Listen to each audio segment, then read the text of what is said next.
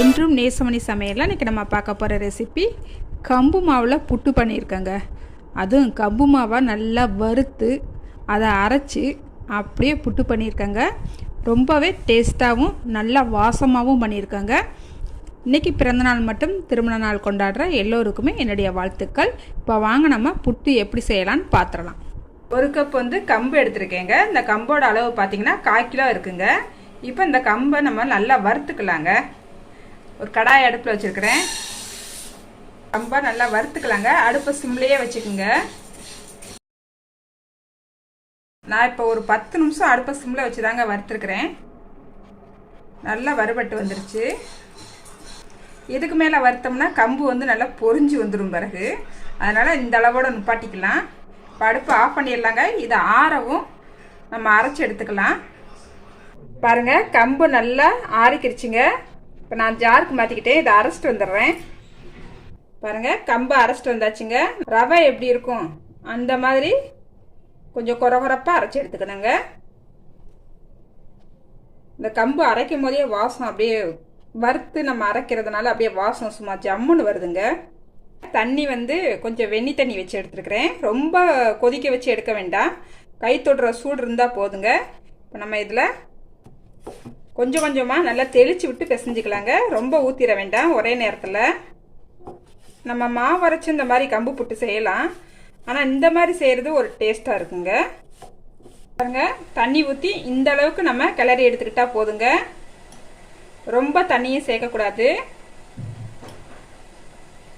இந்த அளவுக்கு இருந்தால் போதும். பாருங்கள், இப்படி உடச்சி விட்டா நல்லா பொழு பொழுன்னு உழுகணும். நம்ம கம்பு மாவில் ஈரப்பதமும் இருக்குங்க. இட்லி சட்டியில் தண்ணி நல்லா ஊற்றி நல்லா கொதிக்க வச்சுக்கிட்டேங்க. ஒரு துணியை போட்டு தான் நான் அன்றைக்கி புட்டு அவிச்சுக்கிற போகிறேன். அடுப்பை நல்லா சிம்லேயே வச்சுக்கோங்க.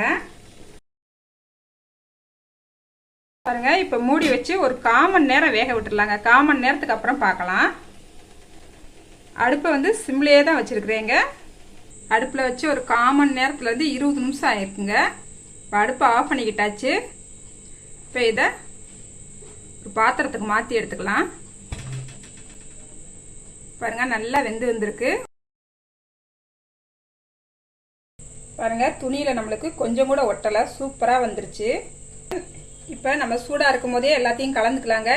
இப்போ ஒரு ஸ்பூனுக்கு ஏலக்காய் பொடி போட்டுக்கிறேன். இது சின்ன ஸ்பூனாக இருக்கிறதுனால இதில் ஒரு 2 ஸ்பூன் போட்டுக்கிறேங்க. பாருங்கள், இதுலேயும் 1 ஸ்பூன் நெய் விட்டுக்கலாம்.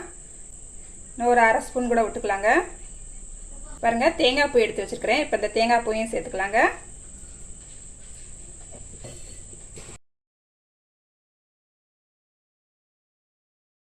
ஒரு பெரிய தேங்காயில் 1/2 மூடி தேங்காய் சேர்த்துருக்கேங்க.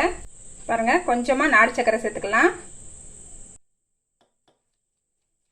எல்லாத்தையுமே சேர்த்து நல்லா மிக்ஸ் பண்ணி எடுத்துக்கலாங்க.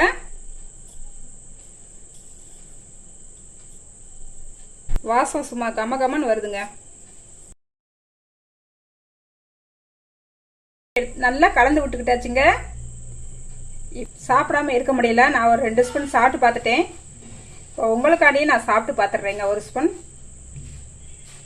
நல்லா மென்று சாப்பிட்றதுக்கு செம்ம டேஸ்ட்டாக இருக்குது. சூப்பராக இருக்குது. நம்ம சேர்த்த நெய் வாசம், கம்பு வறுத்து சேர்த்துருக்கிறதுனால அதோட வாசம், தேங்காய் பூ வாசம், சும்மா ஏலக்காய் வாசம், அப்பப்பா சொல்லவே முடியலங்க. அந்த அளவுக்கு டேஸ்ட்டாக இருக்குது. ஹெல்த்தியான ரெசிபிங்க. நம்ம வீட்டு குழந்தைங்க ஸ்கூல் விட்டு வரவங்களையும் இந்த மாதிரி ஒரு ஸ்நாக்ஸ் செஞ்சு கொடுங்க.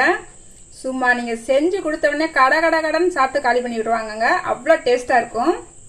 இது போல் கம்பு புட்டு நீங்களும் உங்கள் வீட்டில் செஞ்சு பாருங்கள். செஞ்சு பார்த்துட்டு எப்படி வந்துச்சுன்னு கமெண்ட்டில் சொல்லுங்கள். லைக் பண்ணுங்கள், ஷேர் பண்ணுங்கள். மறக்காமல் வீடியோ பார்க்குற எல்லோருமே என்னோட சேனலை சப்ஸ்கிரைப் பண்ணிக்கோங்க.